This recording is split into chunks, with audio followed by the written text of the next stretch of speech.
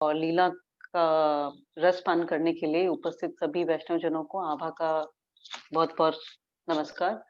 अम, शुरू करने से पहले आज का चैप्टर वैसे बहुत इम्पोर्टेंट है और बेसिकली ये गृहस्थियों के लिए ही है। अभी तक तो क्या था कि ना तो हम सन्यासी हैं, ना ही हम ब्रह्मचर्य में हैं, मतलब स्टूडेंट नहीं है और ना ही हम उस लड़कपन की उम्र में हैं। हम उस आश्रम में पहुँच चुके हैं जो ऐसे तो बहुत इग्नोर कर दिया जाता है, उसकी इतनी वैल्यू नहीं होती है, लेकिन हमारे लिए बहुत इम्पोर्टेंट है और इसी में रह के हमें क्या-क्या करना चाहिए, डूज़ एंड डोंट्स जो हैं, वो इसमें बताए जा रहे हैं। तो ऑफ कोर्स हमारे लिए हर एक लाइन बहुत इम्पोर्टेंट है और एकदम आँखें खोलने वाली आई ओपनर है। तो अगर हम अच्छे से इन सब चीज़ों को नोट करेंगे तो हमारी ज़िंदगी बहुत अच्छी हो जाएगी और हमें हमारी ज़िंदगी का गोल भी मिल जाएगा। तो शुरू करने से पहले एक बार प्रार्थना कर लेते हैं। ॐ वाञ्छाकल्पतरूपश्च कृपासिन्धुभ्य एव च पतितानां पावनेभ्यो वैष्णवेभ्यो नमो नमः। ॐ अज्ञानतिमिरान्धस्य ज्ञानाञ्जनशलाकया चक्षुरुन्मिलितं येन तस्मै श्रीगुरुवे नमः। ॐ नमो भगवते वासुदेवाय। तो हम अपना आज का चैप्टर शुरू करते हैं जो कि है 7वें स्कंद का 14वाँ अध्याय, जिसका नाम इटसेल्फ बहुत कुछ कह देता है, जो है गृहस्थ संबंधी सदाचार। तो हुआ ये था कि हमें पता है कि 12वें और 13वें अध्याय में नारद जी जो हैं वो युधिष्ठिर जी को उनकी रिक्वेस्ट के ऊपर वानप्रस्थ आश्रम, ब्रह्मचर्य और सबसे लास्ट में जिसको यति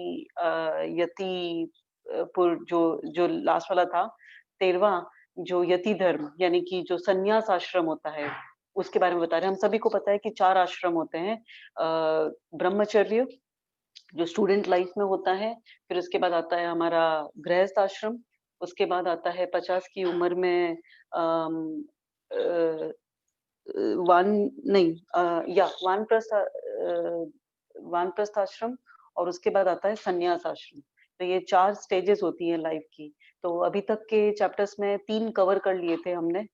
गृहस्थ आश्रम नारद जी ने जानबूझ के छोड़ा था, वो ये बताने के लिए वो इसलिए कि ये सबसे इम्पोर्टेंट है फर्स्ट ऑफ ऑल ये अपने आप में एक बहुत बड़ा टॉपिक है और बहुत लोग इस गृहस्थ जीवन में हैं कलयुग में, तो उनके भले के लिए अलग से निकाला। और उन तीनों जो आश्रम होते हैं, उनका गोल जो होता है, वो तय होता है कि भगवान की प्राप्ति करनी है और आसक्तियाँ आपके पास ही आस-पास ही नहीं भटक रही हैं, तो आप उनमें फँसेंगे भी नहीं। लेकिन इसके केस में, गृहस्थ आश्रम के केस में अब हम फँस तो गए हैं, मतलब हम गृहस्थ आश्रम में आ तो गए हैं, तो अब उसमें हम रह के ये कैसे डिसाइड करें? जो युधिष्ठिर जी है ना, वो कह रहे हैं कि इन तीनों आश्रमों में तो गोल था कि भगवान को पाना है, मुक्ति पानी है, ये करना है, वो करना है। इसमें क्या गोल है? हमें तो ऐसा लगता है कोई गोल है ही नहीं, हम तो इसमें और डीप जाते ही जा रहे हैं, जाते ही जा रहे हैं। तो फिर इस चैप्टर को नारद जी ने अलग से लिया है, जो इसमें बताया है। तो शुरू इस तरीके से है कि राजा युधिष्ठिर ने पूछा, देवर्षि नारद जी, मेरे जैसा महा आसक्त मेरे जैसा गृह आसक्त गृहस्थ बिना विशेष परिश्रम के इस पद को किस साधन से प्राप्त कर सकता है? आप कृपा करके मुझे बतलाइए। हम तो वो भी गृहस्थ में थे। सभी को पता है पांचाली जो थी उनसे पाँचों पांडु भाइयों की का विवाह हुआ था। तो वो गृहस्थ में थे ऑलरेडी, तो उनका ये सवाल था कि हमें ये बताइए कि हम जो गृहस्थी वाले लोग हैं, हमारा उद्धार कैसे होगा? और क्या है हमारी लाइफ का गोल? तो नारद जी उनको बता रहे हैं, बहुत अच्छे से समझा रहे हैं। वो कहते हैं युधिष्ठिर, मनुष्य गृहस्थ आश्रम में रहे और गृहस्थ धर्म के अनुसार सब काम करे, परंतु परंतु उन्हें भगवान के प्रति समर्पित कर दे। जैसा कि प्रभु जी भी हमको बताते हैं कि अगर आप खाना भी बनाते हैं पति के लिए, बेटी के लिए, सास-ससुर के लिए, तो ये ना सोचे कि हम अपने सास-ससुर की सेवा करें, ये सोचिए कि ये तो भगवान की सेवा है क्योंकि हम भगवान को समर्पित कर देते हैं कि ये और भगवान को ऑफर करके फिर सबको खिलाएँ तो वो एक तरीके से भगवान को समर्पित हुई चीज़ ही हो गई ऑलरेडी। तो हम अपना बेस्ट दें उसके अंदर, अच्छी भावना के साथ बनाएँ।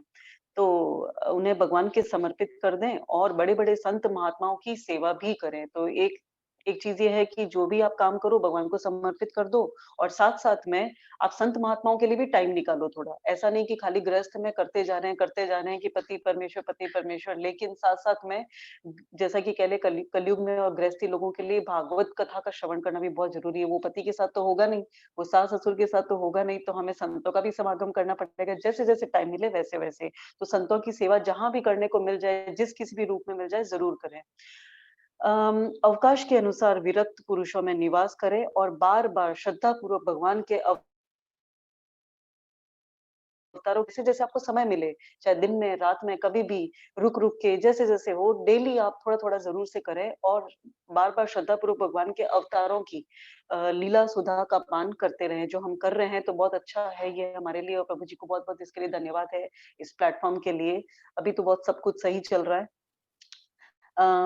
जैसे स्वप्न टूट जाने पर मनुष्य स्वप्न के संबंधियों से आसक्त नहीं रहता, वैसे ही ज्यों-ज्यों सत्संग के द्वारा बुद्धि शुद्ध हो, त्यों ही त्यों शरीर, स्त्री, पुत्र, धन आदि की आसक्ति स्वयं छोड़ता चले। ये बात हम ताला लगा लें कि भागवत केवल सुननी नहीं है, उसमें जो बातें बताई है उनको फॉलो भी करना है, और उसमें ये बताया जाता है कि डिटैचमेंट बहुत इम्पोर्टेंट है, क्योंकि एक न एक दिन तो ये हमसे छूटने ही वाले हैं, तो क्यों ना हम अभी से शुरू करें। तो ये भी बात बताई गई है, डूज़ में ये भी है कि आप जितने ज़्यादा सत्संग सुनते रहेंगे और भगवान में आपका आसक्ति बढ़ती रहेगी, उतनी संसारियों से आसक्ति ऑटोमैटिकली कम होती जाएगी, और यही हमको कोशिश भी अपनी रखनी है। क्योंकि एक न एक दिन ये छूटने वाले ही हैं। डेफ़िनेटली ये एक न एक दिन हमसे सब छूट जाएँगे। अगले जन्म में कौन माँ, कौन पति, कौन बेटी, हमें कुछ नहीं याद होगा। बुद्धिमान पुरुषों को आवश्यकता के अनुसार ही घर और शरीर की सेवा करनी चाहिए, अधिक नहीं। ब्यूटी प्रोडक्ट्स पे ज़्यादा खर्च नहीं करना चाहिए, क्योंकि ये तो सिर्फ़ कॉस्मेटिक चीज़ है, इसकी रिक्वायरमेंट नहीं है। सिर्फ़ दिन में एक बार नहाना और शुद्धता बनाए रखना और स्त्री रूप में रहना, ये हमारी मेन चीज़ें हैं जिसका हमें ध्यान रखना है। अ भीतर से विरक्त रहे, इतनी अच्छी बात ये बोली है, और इतनी जैसे चाणक्य जी याद आ गए कि कैसे वो ट्रिक्स बताते हैं। वो ये बोल रहे हैं, भीतर से विरक्त रहे और बाहर से रागी के समान लोगों में साधारण मनुष्य जैसा ही व्यवहार करें। जैसे वो बतख होती है ना, वो ऊपर से तो दिखती नहीं है पैडल करती हुई, लेकिन वो अंदर पैडल करती रहती है। इस तरीके से हमें ऊपर में तो ऐसा दिखना है कि जैसे हम तो आप ही का एक भीड़ का ही एक पार्ट है, लेकिन अंदर आपको जागृति हो कि मैं कौन हूँ, मेरा क्या एम है, और उनको पता भी ना लगने दें, क्योंकि वरना हमको पागल कहेंगे। माता-पिता, भाई, बंधु, पुत्र, मित्र, जाति वाले और दूसरे जो कुछ कहें अथवा जो कुछ चाहें, भीतर से ममता न रखकर उनका अनुमोदन करें, मतलब उनके साथ में एग्री करें। वो कह रहे हैं कि घूमने चलोगे? हाँ, घूमने चलेंगे। वो कहेंगे कि आज क्या थोड़ा अलग से बनाएँ? हाँ, बनाएँगे। लेकिन हम ये नहीं मान के चल रहे कि हमें अपने सेंसेस को सैटिस्फाई करना है। जस्ट कीप डूइंग डूइंग, ताकि वो उनके साथ में ज़्यादा ना लड़ाइयाँ ना हो। अम, बुद्धिमान पुरुष वर्षा आदि के द्वारा होने वाले अन्न आदि, पृथ्वी से उत्पन्न होने वाले सुवर्ण आदि, अकस्मात प्राप्त होने वाले द्रव्य आदि तथा और सब प्रकार के धन भगवान के ही दिए हुए हैं, ऐसा समझकर प्रारब्ध के अनुसार उनका उपभोग करता हुआ संचय ना करे, उन्हें पूर्वोक्त साधु सेवा आदि कर्मों में लगा दे। दान पुण्य की ये महिमा क्यों बताई गई है? क्योंकि ये हमारा तो है ही नहीं, जो धन मिला है, अकस्मात हमें धन मिल गया, खूब सारा घर में आटा पड़ा है, चावल पड़ा है, जहाँ गरीबों को मिलता नहीं है। हमें अपने प्रारब्धों के बिहाफ़ पे जो इस जन्म में मिला है, ये सारी फैसिलिटीज़, उसका पता है भगवान से ही आया है, हमारा तो कुछ भी नहीं है। तो बस ऐसे करते हुए उसको उपभोग करते रहें, पर उसको इकट्ठा ना करें, जितना हो सके लोगों के लिए करें, दें किसी को, बाँटें, जितना हो सके संचय ना करें। और साधुओं की सेवा में लगा दें, जैसे तीर्थ स्थानों पे जाएँ तो अपनी जो ये ना सोचें कि ₹10 निकालूँ या ₹1 निकालूँ, ₹100 निकालें, ₹1000 जेब में है तो 1000 का 1000 भी रख दें वहाँ पे। तो इस तरीके से अपने धन को उपयोग करें।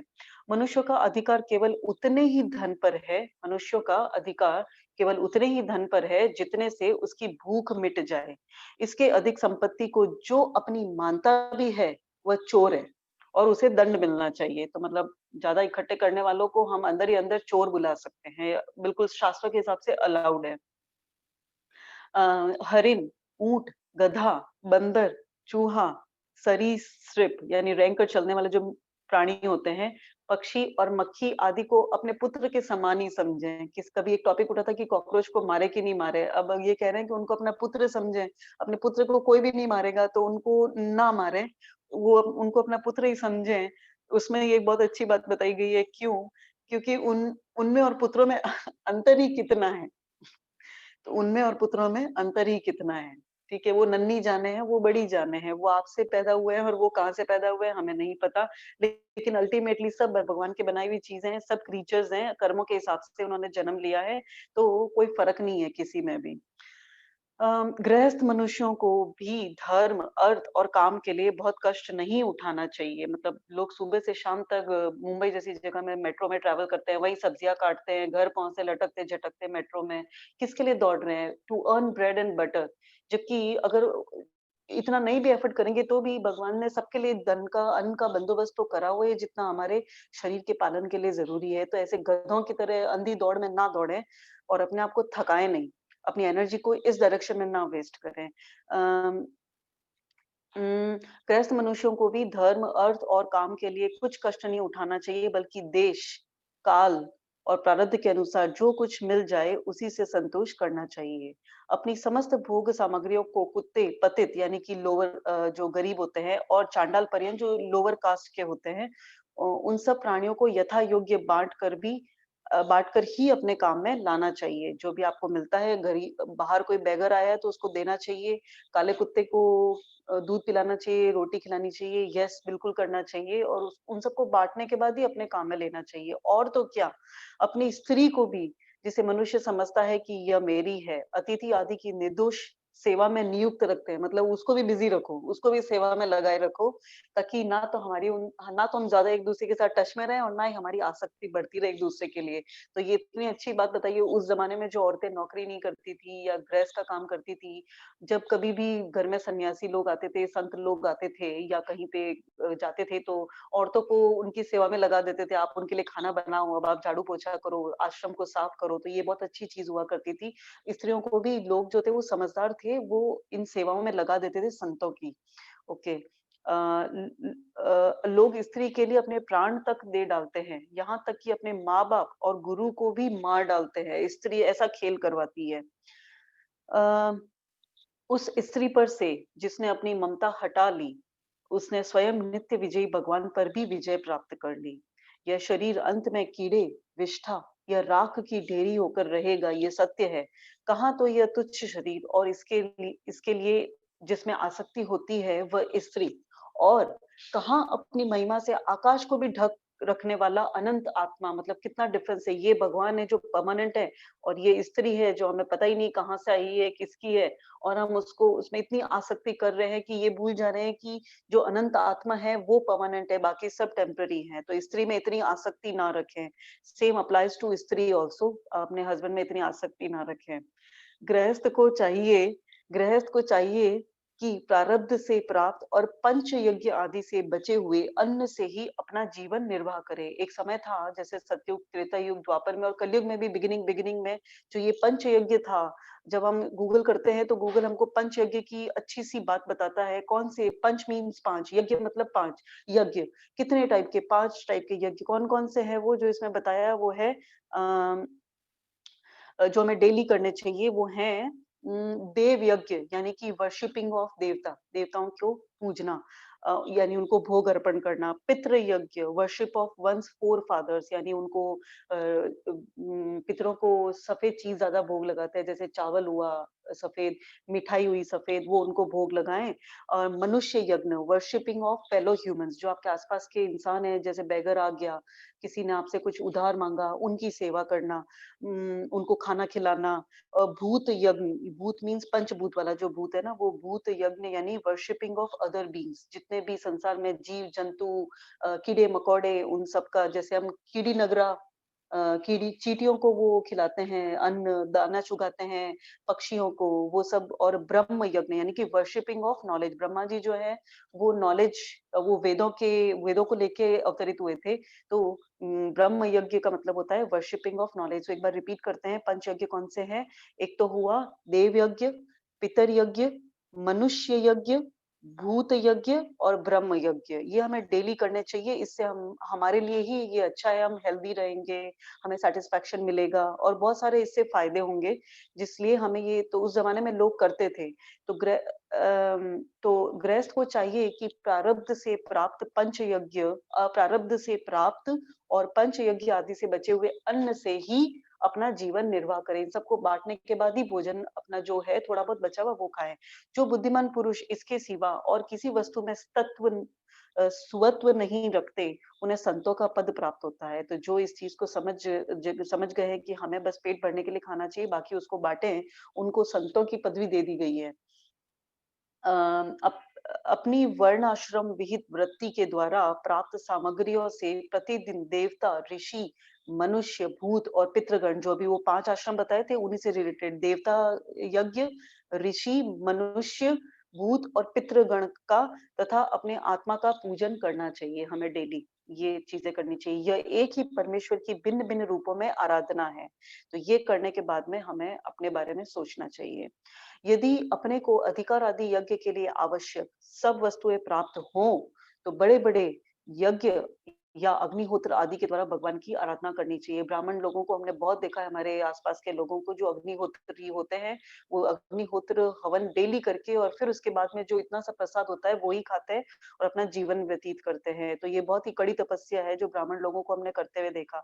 युधिष्ठिर, वैसे तो समस्त यज्ञों के भोक्ता भगवान ही हैं, परंतु ब्राह्मण के मुख में अर्पित किए हुए हविष्यन्न से उनकी जैसी तृप्ति होती है, वैसी अग्नि के मुख में हवन करने से नहीं होती है। जो आप यज्ञ में स्वाहा, स्वाहा, स्वाहा करते हैं, उससे ज़्यादा ये इम्पोर्टेंट है कि किसी ब्राह्मण को, जैसे बहुत लोग करते हैं कि ब्राह्मणों को बुला के जो पूजा करवाते हैं, उनको खूब सारा दान और वो कपड़े और वो सब देते हैं, क्योंकि ब्राह्मणों के थ्रू जो भगवान को अर्पण होता है, वो इक्विवेलेंट टू यज्ञ हवन है। जो कलयुग में अगर हवन नहीं पॉसिबल है, तो ब्राह्मणों को ही दान दे दिया जाए और सभी लोग करते हैं ये। अम, इसलिए ब्राह्मण, देवता, मनुष्य आदि सभी प्राणियों में यथा योग्य उनके उपयुक्त सामग्रियों के द्वारा सबके हृदय में अंतर्यामी रूप से विराजमान भगवान की पूजा करनी चाहिए। भगवान सभी के अंदर विराजमान है, उन सभी को खुश रखें।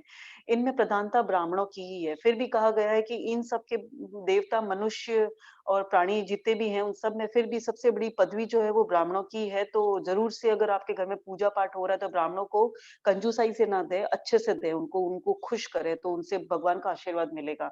धनी द्विज को, यानी कि धनी ब्राह्मण को अपने धन के अनुसार आश्विन मास के कृष्ण पक्ष में अपने माता-पिता तथा उनके बंधुओं, पितामह, मातामह आदि का भी महालय श्राद्ध करना चाहिए। हम सभी को पता है कि कार्तिक शुरू होने से पहले श्राद्ध महीना खत्म होता है।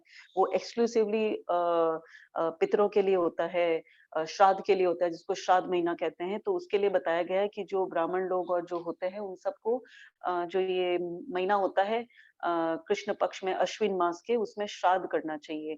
इसके सिवा अयन, यानी कि कर्क और मकर की संक्रांति, जो मकर संक्रांति होती है, जो हमें पता है कि सूर्य जो है वो दक्षिण से उत्तर की तरफ, ऊपर की तरफ जाता है और विषुव, यानी कि वो ऊपर से नीचे, यानी कि उत्तर से दक्षिण की ओर आता है। ये 2 जो समय हैं, ये बताया गया कि कब करना चाहिए। इसमें ये बताया है कब आपको ये क्या करना चाहिए। तो व्यतिपात, वो भी एक समय होता है जब नक्षत्रों का कुछ ऐसा कॉम्बिनेशन होता है कि वो तीनों 3 चीज़ें एक साथ में आती हैं। वो व्यतिपात देखा था आभा ने, बाद में बता सकती है, वो चला गया था वापस गूगल पेज।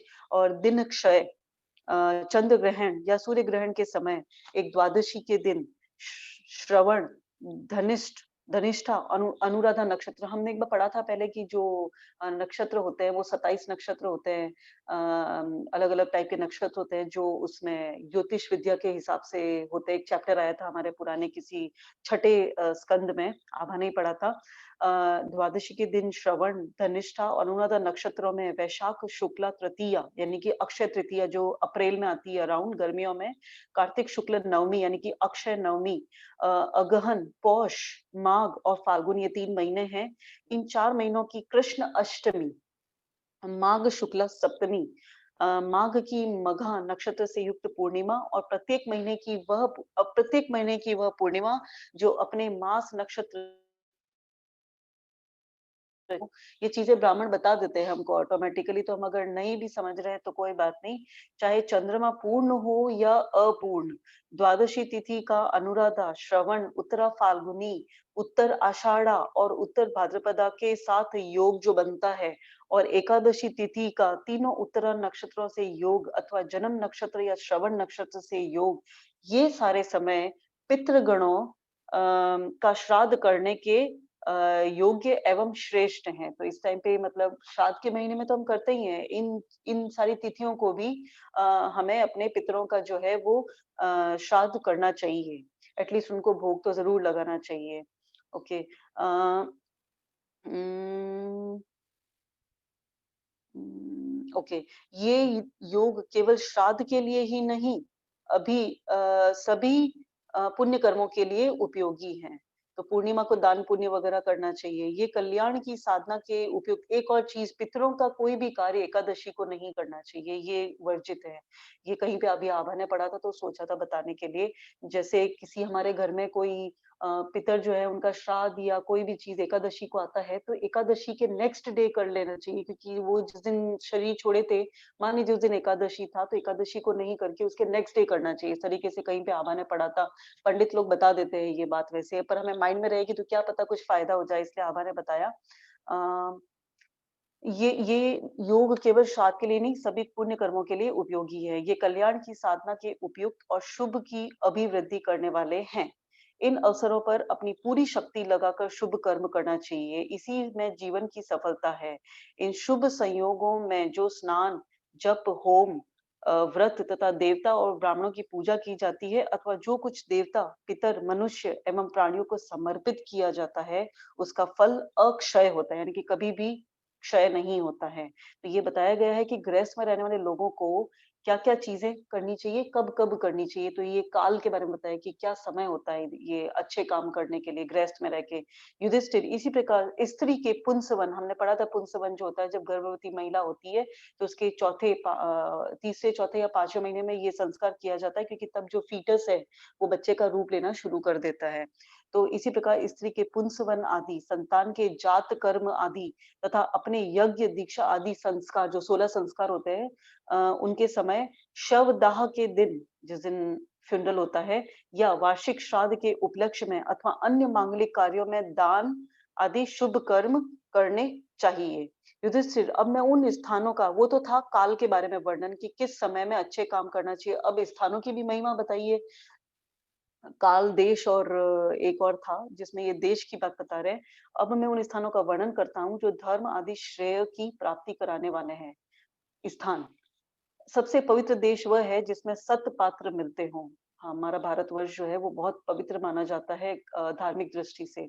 जिनमें यह सारा चर और अचर जगत स्थित है, उन भगवान की प्रतिमा जिस देश में हो, अब ये कहा गया उनकी प्रतिमा किसी भी देश में हो, जहाँ तप, विद्या और दया आदि गुणों से युक्त ब्राह्मणों के परिवार निवास करते हों, तथा जहाँ-जहाँ भगवान की पूजा होती हो और पुराणों में प्रसिद्ध गंगा आदि नदियाँ हो, वे सभी स्थान परम कल्याणकारी हैं। अब ये एक्सप्लिसिटली बताया कि कौन-कौन से जगहों पे जाना है, आपको तीर्थ स्थान विज़िट करने चाहिए, वहाँ पे जाना चाहिए। पुष्कर आदि सरोवर सभी जानते हैं। सिद्ध पुरुषों के द्वारा सेवित क्षेत्र, आश्रम जो संतों के होते हैं, कुरुक्षेत्र, गया, प्रयाग, पुलहाश्रम, शालग्राम क्षेत्र जिसको कहते हैं, नैमिषारण्य, फाल्गुन क्षेत्र, सेतुबंध, प्रभास क्षेत्र, द्वारका, आद्यबंद, अ, द्वारका, काशी, मथुरा, पंपासर, बिंदु सरोवर, बद्रिकाश्रम, अलकनंदा, अ, अ, उम, अलकनंदा, भगवान सीताराम जी के आश्रम, अयोध्या, चित्रकूट आदि, महेंद्र और मलय आदि समस्त कुल पर्वत, और जहाँ-जहाँ भगवान के अर्चावतार हैं, जो भगवान के अर्चावतार हुए हैं, वे सब के सब देश अत्यंत पवित्र हैं। तो ये जगह बताइए इतनी पवित्र है कि हमें वहाँ पे ज़रूर जाना चाहिए और वहाँ पे रहना चाहिए कुछ दिनों तक। कल्याणकामी पुरुषों को बार-बार इन देशों का सेवन करना चाहिए, बार-बार कल्याणकारी लोगों को जाना चाहिए। इन स्थानों पर जो पुण्य कर्म किए जाते हैं, इंक्लूडिंग दान, सेवा, जो किए जाते हैं, मनुष्यों को उनका 1000 गुना फल मिलता है। तो मतलब पहले पैराग्राफ में हमने बताया कि कौन से समय में क्या पुण्य कार्य करने चाहिए, अब बताया कि कौन सी जगहों पे करने चाहिए, और अब बता रहे हैं कि पात्र निर्णय कौन से इंसानों के लिए करना चाहिए। युधिष्ठिर पात्र निर्णय के प्रसंग में पात्र के गुणों को जानने वाले विवेकी पुरुषों ने एकमात्र भगवान को ही सत्पात्र बताया है कि उनको ही अर्पण करना चाहिए। वो ही एक ऐसे अम, वो ही ऐसे पात्र हैं जिनको हमें सब कुछ अर्पण कर देना चाहिए। यह चराचर जगत उन्हीं का स्वरूप है। अभी तुम्हारे इसी यज्ञ की बात है। देवता जो जो वो यज्ञ करने जा रहे थे, शायद उन्होंने रासु यज्ञ किया था या कौन-सा किया था, उसी के बारे में वो उनको पॉइंट आउट करके बता रहे हैं। अभी तुम्हारे इसी यज्ञ की बात है। देवता, ऋषि, सिद्ध और सनक आदिकों ने के रहने पर भी अग्र पूजा के लिए भगवान श्री कृष्ण को ही पात्र समझा गया। असंख्य जीवों से भरपूर इस ब्रह्मांड रूप महावृक्ष के एकमात्र मूल भगवान श्री कृष्ण ही हैं। श्री कृष्ण ही है, इसलिए उनकी पूजा से समस्त जीवों की आत्मा तृप्त हो जाती है। तो हमें समझ में आ गया कि पात्र जो है पूजा के लिए वो सिर्फ और सिर्फ भगवान है, क्योंकि उनकी पूजा कर ली तो समस्त लोगों की हमने पूजा कर ली। पर ऐसा नहीं है कि हम औरों की ना सेवा करें, बाकी सब भी करनी है। उन्होंने मनुष्य, पशु, पक्षी, ऋषि और देवता आदि के शरीर रूप पुरों की रचना की है तथा वे ही इन पुरों में जीव रूप से शयन भी करते हैं। इसी से उनका नाम पुरुष भी है, पुरुष भी है, क्योंकि उन्होंने शरीर के पुरों की रचना की है, एक-एक अंग की रचना की है। पुरों की अगर बात आती है तो पहले किसी एक चैप्टर में इन पुरों का वर्णन आया था। शरीर के पुरों को संज्ञा दी थी और बताया था कि शरीर के पुरों में कौन-कौन से देवता, कैसे भगवान निवास करते हैं। तो इसलिए उनकी रचना की, इसलिए उनका नाम पुरुष भी पड़ा। युधिष्ठिर, एक रस रहते हुए भी भगवान इन मनुष्य आदि शरीरों में उनकी विभिन्नता के कारण न्यूनाधिक रूप से प्रकाशमान है, आत्मा स्वरूप। इसलिए पशु पक्षी आदि शरीरों की अपेक्षा मनुष्य ही श्रेष्ठ पात्र है। सबसे श्रेष्ठ जो तन मिला है वो मनुष्य तन मिला है, और मनुष्यों में भी जिसमें भगवान का अंश, तप, योग आदि जितना ही अधिक पाया जाता है वह उतना ही श्रेष्ठ है। मतलब मनुष्य में भी जैसे संत लोग होते हैं जिनमें भगवान का अंश पाया जाता है। कैसे पता चलता है कि उनमें भगवान की क्वालिटीज होती है, सबको समभाव से देखना, दया रखना, ईर्ष्या नहीं करना, ये सब चीजें जिसमें पाई जाती हैं, वो ही सबसे ज्यादा श्रेष्ठ माने जाते हैं। युधिष्ठिर, त्रेता आदि युगों में जब विद्वानों ने देखा, एक बहुत ही इंटरेस्टिंग चीज है कि त्रेता आदि युगों में जब विद्वानों ने देखा कि मनुष्य परस्पर एक दूसरे का अपमान आदि करते हैं, तब उन लोगों ने उपासना की सिद्धि के लिए भगवान की प्रतिमा की प्रतिष्ठा की है, जो मूर्ति पूजा हम कहते हैं, जो भगवान की प्रतिमा बनाई गई थी, ऐसा इसमें बताया गया है कि जब इंसान, ऐसे तो कहते हैं कि हर किसी में भगवान है, लेकिन उस टाइम की बात है त्रेता युग आदि में, जब विद्वानों ने देखा कि मनुष्य जो है वो जीते जागते इंसान की, तो जैसा कि प्रभु जी ने भी बताया था कि जो जीते जागते मनुष्य है उससे ईर्ष्या करता है, घृणा करता है और मूर्ति की पूजा करता है, क्योंकि मूर्ति बोलती नहीं है। तो जब उन्होंने देखा कि इस तरीके से हो रहा है, तो उन्होंने भगवान की प्रतिमा की प्रतिष्ठा की। तभी से कितने ही लोग बड़ी श्रद्धा और सामग्री से प्रतिमा में ही भगवान की पूजा करते हैं। परंतु जो मनुष्य से द्वेष करते हैं, फिर भी उसमें ये बात बताई गई है, जो मनुष्यों से द्वेष करते हैं, उन्हें प्रतिमा की उपासना करने पर भी सिद्धि नहीं मिल सकती। इसलिए मन मैला और तन को धोए, वो अच्छी बात नहीं है। अपने मन को अच्छा करें और फिर ये जो आप मूर्ति पूजा कर रहे हैं, भगवान उसमें आके और आपकी इच्छा पूरी करेंगे। अ, युधिष्ठिर, मनुष्यों में भी ब्राह्मण विशेष सुपात्र माना गया है। जैसा कि अभी ऊपर भी आया था कि ब्राह्मणों पे भगवान की विशेष अनुकंपा है, क्योंकि वह अपनी तपस्या, विद्या और संतोष आदि गुणों से भगवान के वेद रूप शरीर को धारण करता है। महाराज, हमारी और तुम्हारी तो बात ही क्या, ये जो सर्व आत्मा भगवान श्री कृष्ण हैं, इनके भी इष्ट देव ब्राह्मण ही हैं। वो खुद भी जैसे सनक आदि जो है वो आए थे और जय विजय ने उनका तिरस्कार किया था जब वो भगवान की दर्शन के लिए आए थे।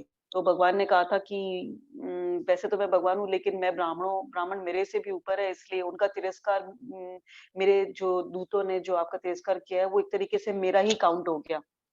तो क्योंकि वो उनको अपने से भी ऊपर मानते हैं, क्योंकि उनके चरणों की धूल से तीनों लोग पवित्र होते रहते हैं। तो इस तरीके से जो 14वाँ अध्याय है ये समाप्त हुआ, और इसके साथ-साथ में अ, हमने ये जाना युधिष्ठिर और नारद जी के संवाद से कि क्या हर एक आश्रम में रहने वाले हर एक स्टेज ऑफ लाइफ में इंसान को क्या करना चाहिए, जिसमें सबसे ज़्यादा इम्पोर्टेंट हमारे लिए था ये वाला कि हमें क्या करना चाहिए, क्यों हमें देश, काल और पात्र ये 3 चीज़ें जो होती हैं, ये माइंड में रख के ही अपने जीवन को व्यापन करना चाहिए और किस तरीके से हमें अपना जीवन संतों की सेवा में और भगवान की सेवा में और किसी सबको समभाव से देखते हुए ये हमारा जीवन यापन करना चाहिए, तब हम ये कहेंगे कि हमने गृहस्थ आश्रम में रह के भगवान को प्रसन्न कर लिया।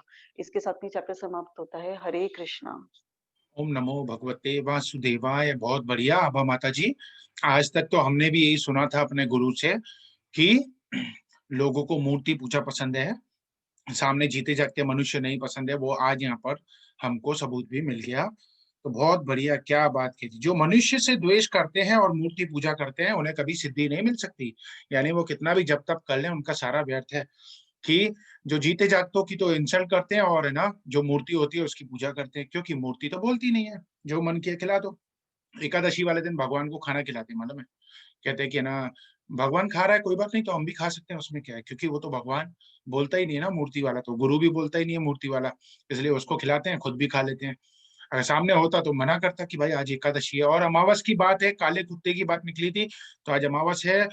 मछलियों को आटा देना बहुत जरूरी था आज, और कबूतरों को दाना डालना, और इसके साथ में काले कुत्ते को का दर्शन करना, उसको रोटी खिलाना, दूध पिलाना, ये आज बहुत शुभ था। अमावस थी। 108 तुलसी की परिक्रमा, कैसी भी दरिद्रता हो वो निकल जाती है। कमल ने ये खुद आजमाया था, 2007 की बात है।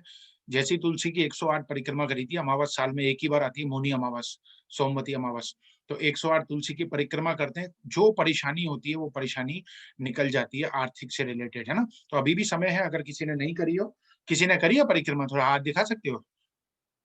वाह कन्नू भैया, क्या बात है। विजय भाई वेरी गुड, क्या बात है। और बाकी सबने नहीं करी है? बीना माता जी ने? अभी भी टाइम है, चलो। जिसको परेशानी हो वो कर सकता है, जिसको नहीं है वो भले नहीं करे। जो अपनी मौज में है वो मौज में रहे। तो खैर, तो ये सब चीजें इसमें थी। और इसमें क्या बताया, गृहस्थ संबंधी सदाचार। अध्याय का नाम ही है गृहस्थ संबंधी सदाचार, जो कि पढ़ना चाहिए, और पढ़ के इसमें से हमें बहुत कुछ सीखना चाहिए। गृहस्थ आश्रम में रहें, सब काम करें पर संतों की सेवा करें, और भगवान की कथा का लीला पान करें। हफ्ते में एक बार, ऐसा लिखा था। तो हफ्ते में एक बार जो सत्संग होते हैं, इतवार इतवार को, रविवार रविवार को, या शुक्रवार शुक्रवार को, ऐसे ही नहीं होते। हर बात के पीछे कोई ना कोई, कहा ना, हिंदू धर्म में, हमारे सनातन धर्म में हर काम के पीछे कोई ना कोई राज है। नींबू मिर्ची लगाने के पीछे भी कोई राज है, और काला धागा बांधने के पीछे भी कोई राज है। लेकिन जिनको नहीं पता है तो वो सुन लेते, बोलते कि क्या तुम लोग ऐसी वहम पालते हो, क्योंकि उनको पता नहीं है। लेकिन लास्ट टाइम बताया था नींबू मिर्ची के बारे में, कि नींबू मिर्ची क्यों लगाते, कि एक होती है सौभाग्य लक्ष्मी, एक होती है दुर्भाग्य लक्ष्मी। दोनों आपके घर में आती है। सौभाग्य लक्ष्मी मीठा खाने आती है, तो इसलिए आपके घर में मिठाई, शुगर वगैरह पड़ी रहती है, तो वो मीठा खाती है, घर में आके स्थायी रहती है, मीठा रहता है। तो और दुर्भाग्य लक्ष्मी आती है, उसको खट्टा पसंद है, तो वो गेट से ही खा के नींबू मिर्ची का टेस्ट लेके बाहर से ही चली जाती है, अंदर नहीं आती। तो हर चीज का महत्व है हमारे धर्म में। अब यहाँ पे क्या बता दिया कि हफ्ते में एक बार सत्संग होता है। अभी तो हम लोग को पता ही नहीं था कि क्यों होता है रविवार रविवार को सत्संग, क्यों सत्संग मंडलों में भीड़ लगती है, पंडालों में भीड़ लगती है। यहाँ पे बता रहे कि गृहस्थ आश्रम में रहने वाले को कम से कम हफ्ते में एक बार सत्संग सुनना है, लीला पान करना है, भगवान की कथाओं का, संतों की सेवा करनी है। जैसे सपना टूट जाने पर मनुष्य सपने के साथियों में आसक्त नहीं रहता, ज्यो ज्यो सत्संग द्वारा बुद्धि शुद्ध हो, त्यों त्यों शरीर, स्त्री पुरुष धन आदि आसक्ति छोड़ता चला जाए। धीरे धीरे करके प्रैक्टिस करें। हाँ, प्रैक्टिस से ये सब चीजें छूटेंगी। पर प्रैक्टिस कैसे होगी? जब सत्संग सुनेगा तभी होगी ना। एक ना एक दिन सब छूटने वाला है, ये भी बात इसमें क्लियर आ गई। अकस्मात प्राप्त होने वाला द्रव्य और धन, द्रव्य यानी जो भी वस्तुएं प्राप्त हुई हैं, और धन, ये सभी भगवान के दिए हुए हैं, इनका उपभोग करें। काफी लोग ऐसे हैं कि सत्संग में जाते हैं, और वहां पर सत्संग में जाने के बाद, काफी लोग हमारे यहाँ भी एक दो लोग ऐसे हैं, सत्संग में आते हैं, आने के बाद थोड़ा सा पुण्य बनता है, पुण्य बनते ही फिर संसार की माया उनको खींचती है, फिर वहां चले जाते हैं। फिर हफ्ता गायब, 15 दिन गायब हो जाते हैं, फिर वापस 15 दिन के बाद में आ जाते हैं, एक हफ्ता फिर थोड़ा पुण्य बनाते हैं, फिर चले जाते हैं। लेकिन वो समझ नहीं पा रहे कि भगवान का दिया हुआ है, तो हमें और बढ़ाना चाहिए, हमें इस 84 से निकलना है। पर क्यों नहीं है ज्ञान? क्योंकि क्या बताया कि जब बुढ़ापा आएगा तब कुछ भी नहीं कर पाएगा। जब बुढ़ापा आएगा तब कुछ भी नहीं कर पाएगा। इसलिए बोले कि अभी से सोचना है कि भगवान का दिया हुआ है तो भगवान में ही लगाना है और मुझे 84 से निकलना है। जो मनुष्य से द्वेष करने और मूर्ति पूजा, ये तो हो गया। इसलिए कहते हैं कि क्या कहते हैं, न राम नाम लीनो, न कृष्ण नाम लीनो, न राम नाम लीनो, न कृष्ण नाम लीनो, तूने भरी जवानी में, तू डूब के मर जा रे चुल्लू भर पानी में, तू डूब के मर जा रे चुल्लू भर पानी में। ये संत कहते हैं कि न नाम राम नाम लीनो, न कृष्ण नाम लीनो, भरी जवानी में तू डूब के मर जा रे चुल्लू भर पानी में। कालायो दुनिया में मिल जाएगो माटी में, कालायो दुनिया में मिल जाएगो मिट्टी में, एक दिन काया तेरी कस जाएगी काठी में, एक दिन काया तेरी कस जाएगी काठी में, पानी को बबुला है मिल जाएगो पानी में, पानी को बबुला है मिल जाएगो पानी में, तू डूब के मर जा रे चुल्लू भर पानी में, तू डूब के मर जा रे चुल्लू भर पानी में। भजन करो मस्त जवानी में, बुढ़ापा किसने देखा है, भजन करो मस्त जवानी में, बुढ़ापा किसने देख। बुढ़ापे में क्या करते हैं, आंख से देख नहीं पाएगो, कान से सुन नहीं पाएगो, पांव से चल नहीं पाएगो, कथा तक पहुंच नहीं पाएगो, कथा सुन मस्त जवानी में, बुढ़ापा किसने देखा है, कथा सुन मस्त जवानी में, बुढ़ापा किसने देखा है। तो यही समय है, इसी समय को अपने को लगाना है। संत इतना चेता रहे हैं, शास्त्र इतना चेता रहे हैं, लेकिन हम फिर भी समझ नहीं पा रहे, हम फिर भी समझ नहीं पा रहे। काफी तो संत ऐसे हैं जो सत्य की खोज में लगे रहते हैं, अपना जीवन निकाल देते हैं, लेकिन यहाँ पर तो सीधे सीधे सत्य मिल गया है। बहुत एक समय होता है, जो लोग भक्ति मार्ग में होते हैं ना, आपको एक राज की बात बता रहे हैं, काफी लोग होते हैं भक्ति मार्ग में होते हैं, तो क्या करते हैं, पहले अर्च विग्रह की पूजा करते हैं, रोज रोज भगवानों को नहलाते हैं, करते हैं, फिर उसके बाद में माला जप करते हैं पूरा दिन बैठ बैठ के, ठीक है। जब उनकी एक परिस्थिति आती है 10 साल 20 साल 25 साल के बाद, तब उन्हें ये जागृति आती है कि मैं शुद्ध आत्मा हूँ। तब उन्हें ये जागृति आती है कि मैं प्योर सोल हूँ। तब वो शुद्ध आत्मा से रिलेटेड बातें करते हैं, आत्मज्ञान की बातें करते हैं। नहीं तो पहले तो वो माला की ही बातें करते हैं। तो वो समय लेवल आने पर ये पाठ करो, वो पाठ करो, ये जप करो, वो जप करो, पहले तो यही रहता है। लेकिन एक समय आने के बाद में उन्हें ज्ञान होता है। हमारे गुरुजी कहते हैं कि ये लास्ट स्टेज है, मैं शुद्ध आत्मा हूँ का। ये लास्ट स्टेज है, इसके बाद कोई स्टेज नहीं है। बस ये जागृति हो जाए, ये शब्द ज्ञान नहीं हो जाए कि मैं शुद्ध आत्मा हूँ, हाँ पता चल गया, मैं कमल नहीं, मैं शरीर नहीं, मैं शुद्ध आत्मा हूँ, ये शब्द ज्ञान नहीं हो। ये अंदर से कंफर्म होना चाहिए कि नहीं, मैं I am a pure soul, ये अंदर से श्योर होना चाहिए। फिर आपके शरीर को कोई कुछ चोट पहुंचाए, कोई शरीर को कुछ करे, कोई मारे, कोई पीटे, आपको फर्क नहीं पड़ना चाहिए। आपके व्यवहार में आना चाहिए शुद्ध आत्मा का, धीरे धीरे करके। एकदम से तो नहीं आएगा, पर धीरे धीरे करके प्रैक्टिस से आ जाएगा। तो प्रैक्टिस से काफी लोग ऐसे हैं जो भक्ति कर करके, मालाएं जप कर करके एक समय के बाद पहुंचते हैं इस लेवल पर। लेकिन हमको तो इतने आसानी से, इतनी सरलता से मिल गया है। कैसी भगवान की कृपा है, सबको नहीं मिल पा रहा। अभी भी आप देख लो, सबको नहीं मिल पा रहा। काफी लोग ऐसे हैं, आपकी रिश्तेदार ऐसे होंगे जिनको आप बहुत कोशिश करते होगे जोड़ने की, पर वो लोग नहीं जुड़ पा रहे होंगे। आपके रिलेटिव, आपके पेरेंट्स, आपके और रिश्तेदार, दोस्त नहीं जुड़ पा रहे होंगे। लेकिन यहाँ पर वो लोग जुड़ गए, कौन? जिनके नसीब में है, जिनके भाग्य में है। तो हर कोई नहीं जुड़ पाता सत्संग में भी। तो हकीकत बात है ये, बिल्कुल। तो खैर आगे बढ़ते हैं भजन की तरफ।